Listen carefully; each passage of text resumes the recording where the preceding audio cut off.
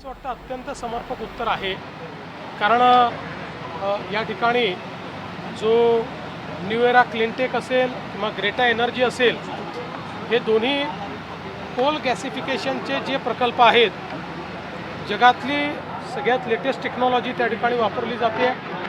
एकीकडे carbon capturing होणार आहे, तर दुसरीकडे ग्रीन स्टील तयार होणार आहे. मला असं वाटतं की देशामध्ये मोदी सरकारने 7 प्रकल्पांना मान्यता दिली, त्यातले 4 हे विदर्भात आलेले आहेत. त्यातल्या 2चं भूमिपूजन आपण केलं आहे. आता हे इथे आज 3रं भूमिपूजन मी केलं आहे. तिन्ही प्रकल्पांचे करार हे डावोसमध्ये झाले होते आणि आज त्याचं भूमिपूजन होत आहे. मला असं वाटतं की हे खरं उत्तर आहे. ऑइल शिप येत आहेत इकडे, ऑइल शिप येत आहेत. भारतामध्ये ऑइल शिप्स येत आहेत. भारतीय झेंडे ज्या जहाजावरती आहे ते जहाजं सोडली जात आहेत. विजय आपला देशाचा, आणि LPG शॉर्टेज वगैरे जे आहे ते दूर होऊन जाईल काही काळामध्ये. मला अतिशय आनंद आहे या गोष्टीचा. परंतु आंतरराष्ट्रीय परिस्थिती मला असं वाटतं की या गोष्टी वर जे काही मत व्यक्त करायचं आहे ते केंद्र सरकारच्या अधिकृत लोकांनीच मत व्यक्त केलं पाहिजे. मात्र जे लोक मोदीजींच्या नेतृत्वावर शंका व्यक्त करत होते त्या सर्वांना मोदीजी नेहमी आपल्या कृतीतून उत्तर देतात. आणि आपण ऐकलं असेल तर अमेरिकेतल्याही फार मोठ्या राजनयिकांनी सांगितलं की आज जगामध्ये वेगवेगळ्या देशांमध्ये समेट घडवून आणण्याची ताकद कोणाची असेल तर ती नरेंद्र मोदीजींची आहे. अशा प्रकारे अमेरिकेतले सर्वोच्च एक राजनयिक जर असं बोलतात तर मला असं वाटतं की आपल्या देशामध्ये बडबड आणि फडफड करणारे जे नेते आहेत त्यांनी देखील घेतलं पाहिजे. आपल्या देशाची बदनामी बंद केली पाहिजे. देवेंद्रजी, तुम्ही असं एका बाजूनी हिंदी सगळ्या असं म्हटलं जातं, मात्र दुसऱ्या बाजूनी राज्यातल्या प्रत्येक शहरात एजन्सी बाहेर गर्दी होत आहे.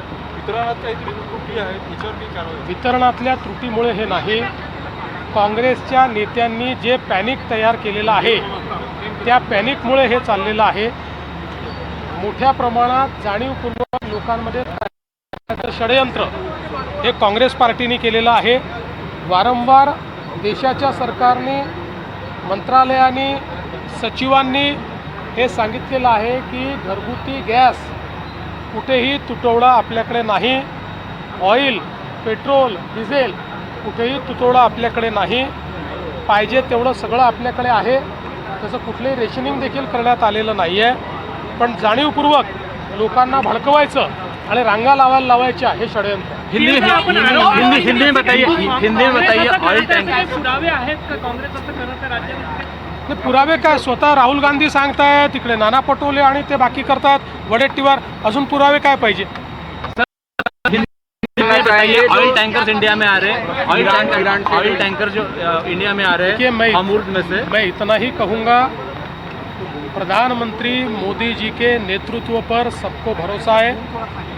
दुनिया का आश्वासक नेतृत्व इस रूप में उनकी ओर देखा जाता है.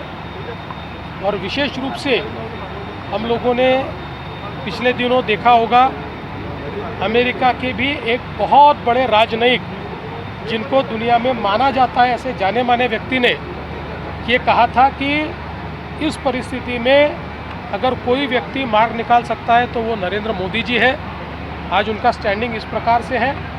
इसलिए मुझे ये लगता है कि हमारे देश के कुछ नेता बड़बड़ाते हैं, बरगलाते हैं. उन नेताओं ने भी इस बात को समझना चाहिए, अपने देश को, देश के नेतृत्व को बदनाम करना बंद कर देना चाहिए. और जहाँ तक बाकी चीज़ें जो आपने पूछी है, इसके ऊपर मैं टिप्पणी इसलिए नहीं करूँगा क्योंकि युद्ध के समय किसी भी अंतर्राष्ट्रीय जो परिस्थिति होती है उस पर टिप्पणी अधिकृत रूप से सरकार के जो MEA है उन्होंने ही करनी चाहिए.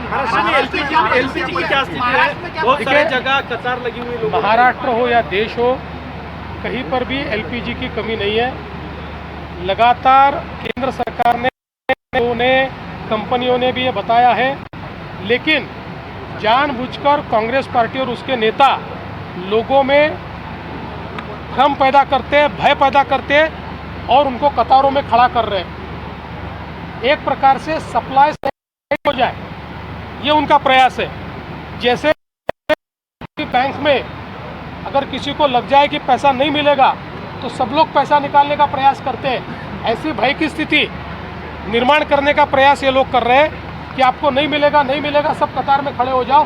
कतार में खड़े रहने की कोई ज़रूरत नहीं है। ये देश के लोगों को बरगा लाने का काम कांग्रेस ने बंद करना चाहिए। अमेरिकेतील काही नेत्यांनी देखील हे कबूल केलंय। पंतप्रधान मोदी कृतीतून उत्तर देतात असं मुख्यमंत्री देवेंद्र फडणवीसांनी म्हटलंय। देशातील 7 पैकी 4 प्रकल्प सध्या सुरू आहेत। विनाकारण काही नेते बदनामी करतायत, देशाची बदनामी त्यांनी करू नये। मोदींचं कौतुक अमेरिकेतील नेत्यांनीही केल्याचं फडणवीस म्हणाले।